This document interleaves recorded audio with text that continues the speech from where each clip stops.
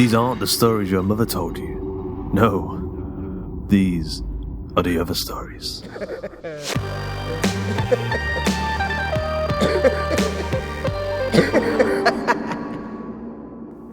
Today's episode of The Other Stories is Old Lady Cavanagh, written by Edward R. Rosick and narrated by Justin Fife. Me, Lee, Cameron, and Davey-Boy, my high school stoner friends, were out hunting pheasants in Old Lady Cavanagh's cornfields south of Jackson, Michigan, when Lee's head disappeared. Okay, it actually didn't disappear. It was blown into a million pieces by a blast of Cameron's 12-gauge shotgun. But from my vantage point walking behind Lee, it disappeared like an old-time magic trick into the gloomy October sky. "Damn!" Cameron shouted. To me it was a whisper, since my ears were ringing like a crazed fire alarm from the shotgun blast. Davey-Boy, all 6'2" of angry, crack, and speed-fueled 17-year-old angst, slapped Cameron's acne-scarred, blotchy white face. "What the hell did you just do?"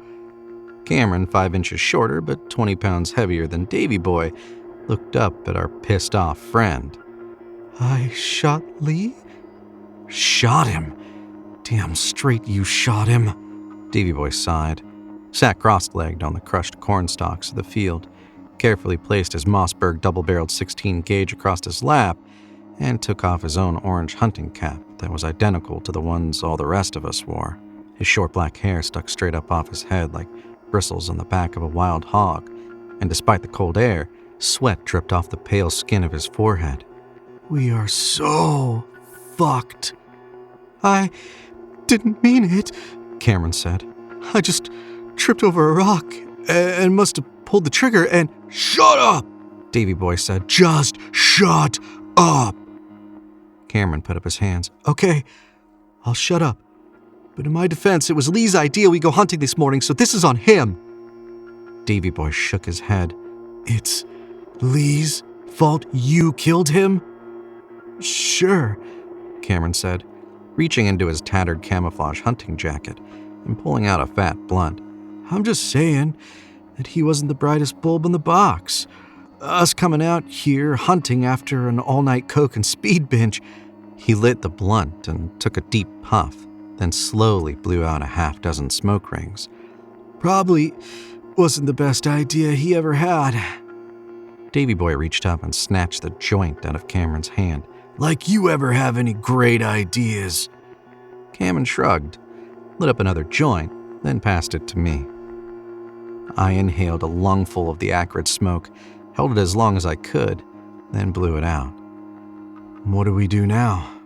I kicked Lee's little foot. The kid was all of 5'3" and 110 pounds, soaking wet. Davey-Boy stood.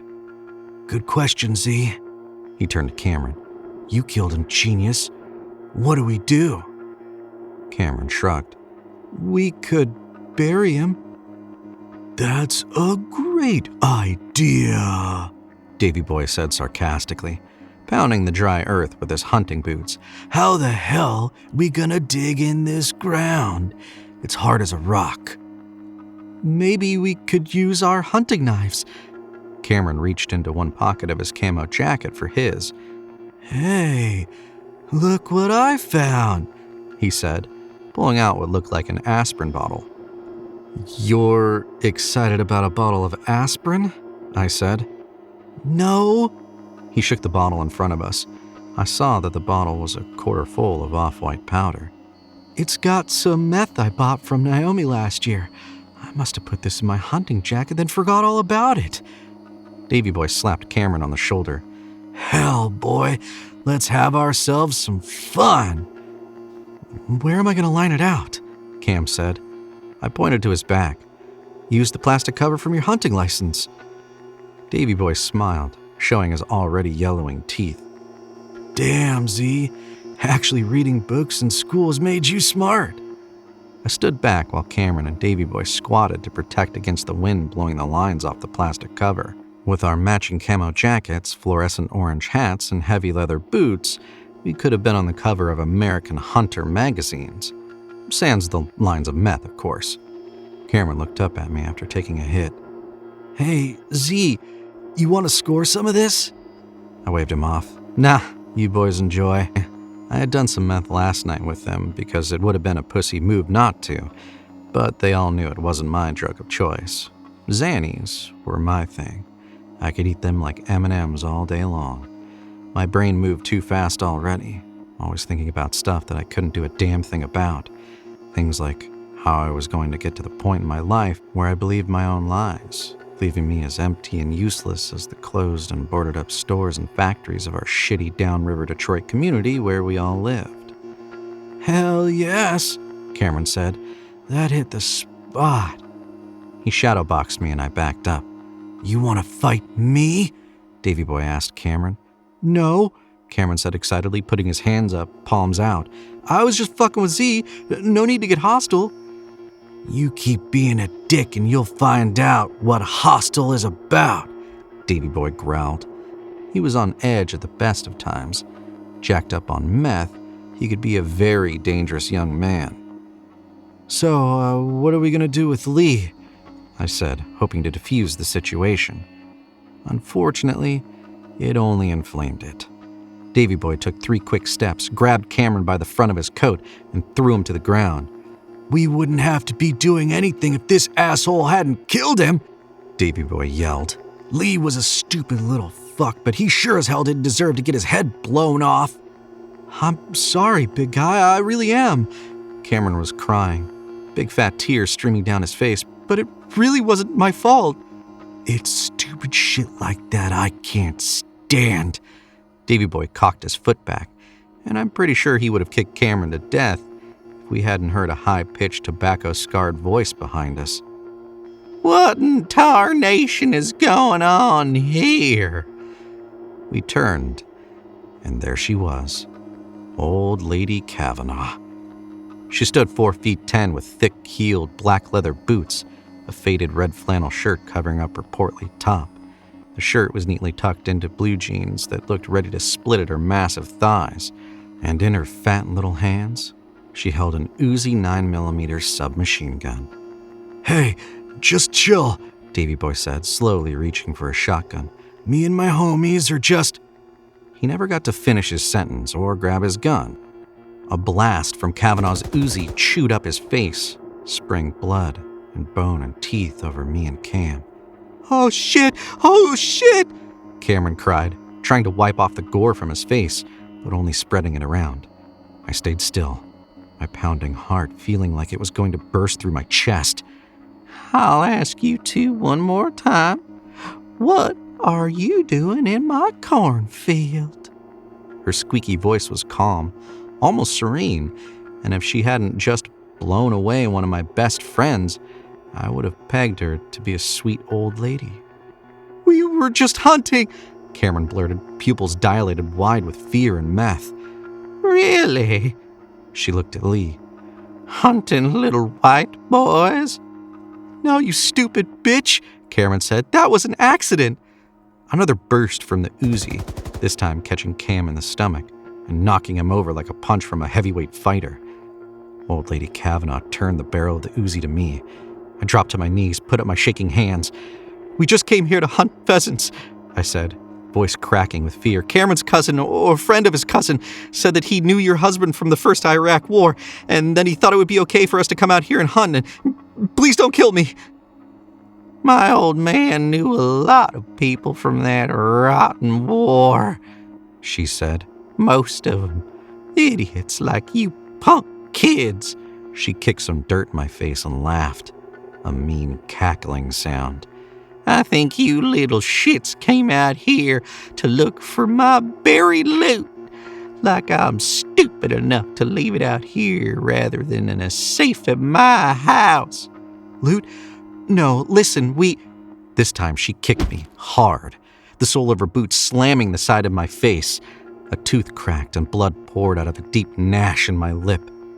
"Yeah, people know the rumors about me letting the Southside Satan Bikers gang use my land," she continued.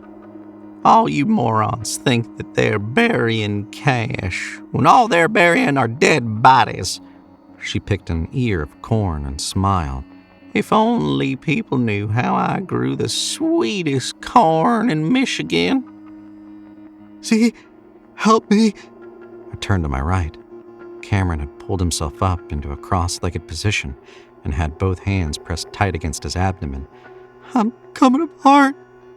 I forced myself to focus and could see loops of bloody intestines sneaking out like fat sausages through his fingers. Let us go, Cam pleaded with Cavanagh. We won't tell anyone anything. No, you won't. She turned the barrel on Cameron. But before she could pull the trigger, my stoner friend somehow stood up, lurched forward, and grabbed the barrel. I don't know why Cam did what he did.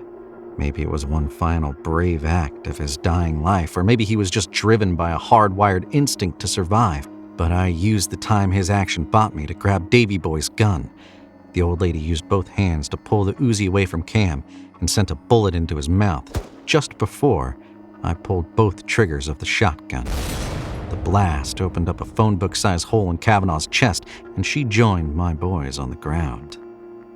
I took a deep breath and looked around at the carnage. All I wanted to do was go to Davey-Boy's car and crawl into a drug-induced stupor. But I knew if I did that, I might as well put a bullet in my head and join my dead friends, since there was no way I was doing anything but life in the joint for this monstrous fuck-up. So, instead, brushed myself off, got my bearings, and started toward Cavanagh's house. Perhaps my luck would hold out and I would find the old woman's stash of money. If I did, I would head out to California and see just how different life out there was from the great Midwest. Part of me knew it probably wouldn't be much different, but that was okay. At least I'd be alive and very, very rich.